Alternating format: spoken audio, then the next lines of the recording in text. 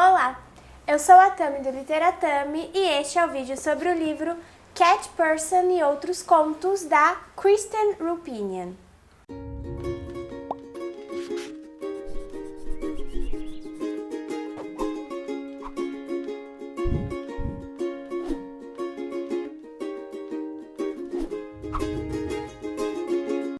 O conto Cat Person foi um sucesso na revista New Yorker quando ele saiu em 2017 e acabou rendendo um contrato milionário para essa autora, Kristen Roupenian, escrever 2 livros sob encomenda.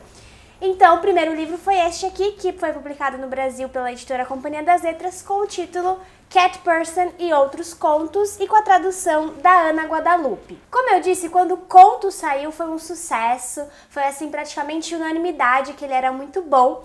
Mas depois, quando ele foi reunido em um livro, muita gente não gostou do conjunto da obra, né, dos contos todos. Por isso eu fui a essa leitura com a expectativa bem baixa, já estava ciente das críticas negativas em relação ao livro, e eu fui muito surpreendida porque o saldo foi super positivo. Eu gostei bastante dessa leitura e vou falar com vocês de modo até um pouco breve acerca dela. Eu sempre gosto de analisar o título do livro de contos, né, especialmente quando o título vem de um dos contos, porque eu acho que ele pode ser bem representativo do conjunto da obra.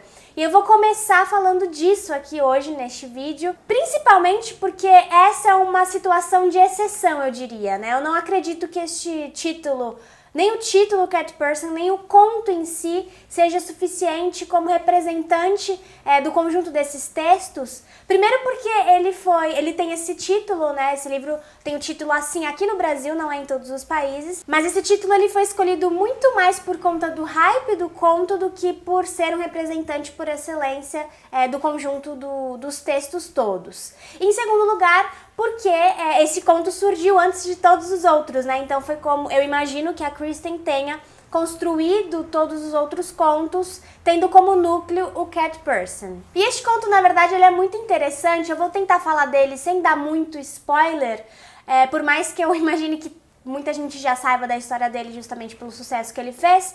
Ele é um conto que vai trazer como protagonista uma mulher ali na casa dos 20 anos que acaba entrando em contato com um cara, assim, para ter um encontro casual. O encontro não é como ela esperava. E aí o conto vai narrar um pouco do desenrolar dessa união entre estes dois personagens, um homem e uma mulher no encontro heteronormativo. E se existe algo que realmente está presente em todos os outros contos e que eu acredito que a Kristen tenha recuperado deste conto Cat Person, é a questão, primeiro, de alguma coisa a ver com aquilo que a gente chama de sexto sentido, principalmente o feminino, que dificilmente falha, e aqui nos contos também. Então eu acho que em todos os contos essa intuição aparece em alguma medida. E mais importante que tem aqui, que é o fio de união de todos estes contos, é a questão da dinâmica dos relacionamentos atuais. Principalmente o retrato da manipulação ou da tentativa de uma manipulação emocional que acontece, sobretudo, em cima das mulheres, né? Mas esse conto ele é bastante diferente dos outros e, na verdade, eu acho que todos estes contos são muito heterogêneos. E a expectativa, se você vai para este livro com a expectativa de encontrar nos outros contos a mesma sensação ou até o mesmo desenvolvimento textual que você viu em Cat Person, talvez você fique decepcionado. Então eu acho que foi bom que eu não tenha lido Cat Person antes e que eu tenha seguido a ordem aqui dos contos do livro, como foi editado, porque eu fui surpreendida, eu não fui com expectativa alguma.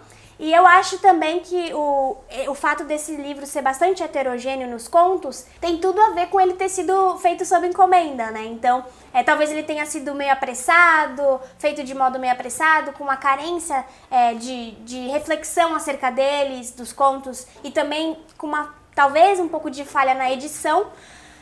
Mas eu não acho que ele seja um livro ruim, pelo contrário, eu gostei muito desse livro, né? Então, o primeiro conto, por exemplo, chama Seu Safadinho. E a sensação de estranhamento que ele me causou foi gigantesca. Eu lembro que eu até fiz um story no Instagram com um gif, assim, com a cara meio gente, e muita gente interpretou como algo que eu tinha amado e tal. E eu achei legal porque eu mesma não sabia dizer o que eu tinha sentido, né, com aquele conto. Eu só sei que eu fiquei chocada. Ele é um conto também que trabalha com a dinâmica de relacionamentos, mas um relacionamento um pouco mais fora dos padrões. E é uma narrativa que vai prender você pelo estranhamento da situação, sabe? Pelo incomum que acaba tomando conta do real, mesmo sem grandes atributos efetivamente literários, né? A Kristen, ela não tem muitos floreios ou grandes inovações em termos de forma. É uma prosa muito direta, mas também sem inovações de construção. Mas ele é bacana porque ele já traz algo que vai ser também uma constante nestes contos e que eu acredito que seja uma das causas pelas quais muita gente não gostou deles, que é a questão do horror não anunciado. O horror aqui, ele vem de modo súbito, assim, o terror, sabe, o fantástico, o esquisito, o estranho, ele vem sempre de modo súbito e geralmente ele ultrapassa os limites do aceitável. Então a gente tá ali numa situação que a gente já conhece, porque o campo das relações contemporâneas, então a gente já entende como funciona aquela dinâmica e tal, mas de repente de uma hora para outra surge algo completamente inusitado nos contos. O Cat Person não é assim. O que acontece no final dele é, na verdade, muito comum. E também por isso eu acho que ele mexe com a expectativa do leitor que fica esperando algo um pouco mais realista, e que a Kristen brinca muito com os limites aqui. Esse livro ele tem muitas referências à cultura pop, ele é um livro do nosso tempo e sobre o nosso tempo, sobre o que há de singular nas relações contemporâneas, e mesmo assim, isso foi o que eu achei mais legal, ele evoca alguma coisa de mitológico, talvez uma parcela dessa intuição que a gente chama de sexto sentido, né, que eu falei, tem a ver com algo assim do horror raiz, sabe, de uma ancestralidade que a gente não compreende completamente, talvez de alguns contos de fadas perdidos. Então ele tem alguma coisa assim fundamentada em arquétipos, e com isso ele flerta bastante com o terror que é decorrente daquela sensação de estranho familiar, né, que eu sempre falo aqui, gente, desculpa, eu sempre recupero o Freud, o Unheimlich. Mas eu acho que este livro, assim como o livro O Corpo Dela e Outras Farras, que foi publicado escrito pela Carmen Maria Machado, uma autora que também esteve aqui na Flip junto da Kristen, eu acho que esses dois livros, eles têm essa coisa de tratado contemporâneo, de tratado real, com um fundo de ancestralidade, de estranhamento, que torna estes contos singulares, sabe? E também que é a razão pela qual muita gente não gosta deles, esse estranhamento, e é completamente compreensível, mas ela tem sim uma quebra muito brusca do realismo pro grotesco, pro insólito. Eu acho que essa é a marca principal dos contos em termos de estilo mesmo. Eles são indelicados, eles são abruptos, não há uma dosagem equilibrada aqui do uso da fantasia, então ele acaba sendo um livro que trabalha com camadas, mas sem sutilezas. Então parece que entre essas camadas há um salto muito grande e que pode ser lido sim como inaptidão literária, como falta de polidez no texto, mas eu na verdade acabei gostando disso. Eu acho que se foi um problema de edição ou de ter que entregar as coisas com rapidez, eu achei que foi um problema ótimo, porque eu acredito que a Kristen pode utilizar esse gap, essa agressividade de um realismo pro fantástico como uma marca dela. Falar sobre os contos favoritos aqui vai ser muito difícil, porque eu gostei da maioria deles, mas, por exemplo, tem um conto que chama Look at Your Game Girl, que vai falar de uma menina que é, assim, adolescente, pré-adolescente ainda, e ela acaba entrando em contato com um cara super estranho, que flerta ali com serial killers, e, mais uma vez, a intuição dela vai, né, alertá-la pro perigo. E, gente, eu sonhei com este conto, assim, foi uma coisa muito bizarra, a sensação que me acometeu foi muito forte, muito potente. Tem um outro conto que chama Sardinha, que é uma loucura também, é um conto que não explica muitas coisas e que tem também essa coisa do terror abrupto que surge abruptamente, muito marcado.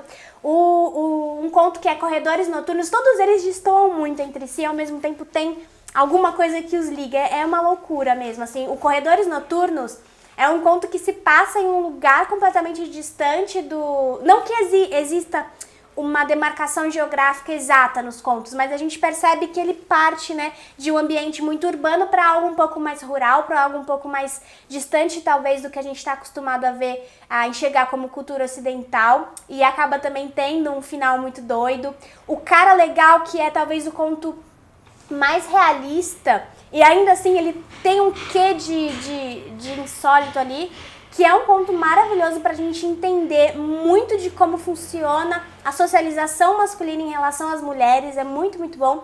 E o conto que eu mais gostei de todos foi O Sinal da Caixa de Fósforos, que é um conto que vai tratar da saúde da mulher e como às vezes ela não é levada a sério porque existe aquela coisa da histeria, né, da loucura feminina, que a gente exagera, a gente tá vendo coisas e tal. É um conto realmente muito, muito bom. E eu achei muito engraçado porque ele é um conjunto de contos tão heterogêneo que todas as resenhas que eu vi apontavam contos diferentes como favoritos e como os piores. Então não tem como existir unanimidade em relação a este livro, sabe? É um livro que vai te proporcionar uma experiência de leitura muito única, muito singular. A editora Todavia publicou um conjunto de ensaios no ano passado chamado Apocalipse, que é um anuário. E um desses ensaios foi escrito pelo Bernardo de Carvalho e ele fala um pouco sobre o cat person e ele traz a questão do desejo, né? De como o desejo é o fio condutor destes contos. E eu não concordo 100% com tudo que ele escreveu ali naquele ensaio, muito embora seja um ensaio excelente. Mas eu achei engraçado porque ele usou essa coisa do desejo, que pra mim, na verdade, eu diria que esse livro tem mais a ver com a repulsa do que com o desejo. Então é como se o desejo e a repulsa aqui funcionassem como uma só moeda, como dois lados de uma só moeda. A Kristen nos mostra que no que tange as relações amorosas contemporâneas, por menores que sejam as frestas que existem delas sempre escapam alguma violência. Então, sempre vai ter algum tipo de agressão aqui dentro, uma repulsa física ou emocional. Então, é interessante essas nuances que ela foi, talvez, não sei se de modo consciente, mas talvez inconscientemente, enfim, não importa muito, mas que ela foi delineando, que ela foi retratando aqui com bastante veracidade, sabe? Muita verossimilhança.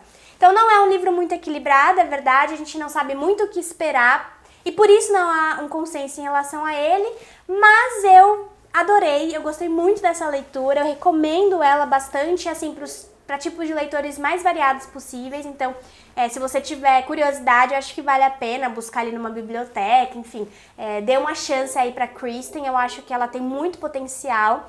Eu vou deixar aqui também uma resenha do Risenhas, que é uma resenha ótima, em texto, e uma resenha da Aline TKM, que ela fez em vídeo, que eu também gostei muito. Ela ficou mais entusiasmada do que eu com o livro, mas a gente combinou muito, assim, as nossas impressões. Enfim, é isso. Se você gostou do vídeo, não se esqueça de curtir. Comenta aí embaixo caso você já tenha lido esse livro, gente. Me diga o que você achou. Eu realmente fiquei super curiosa, assim, pra conversar sobre ele. Inscreva-se no canal se você for novo por aqui e acompanhe Literatami nas outras redes sociais. Muito obrigada e eu vejo vocês no próximo vídeo. Tchau, tchau!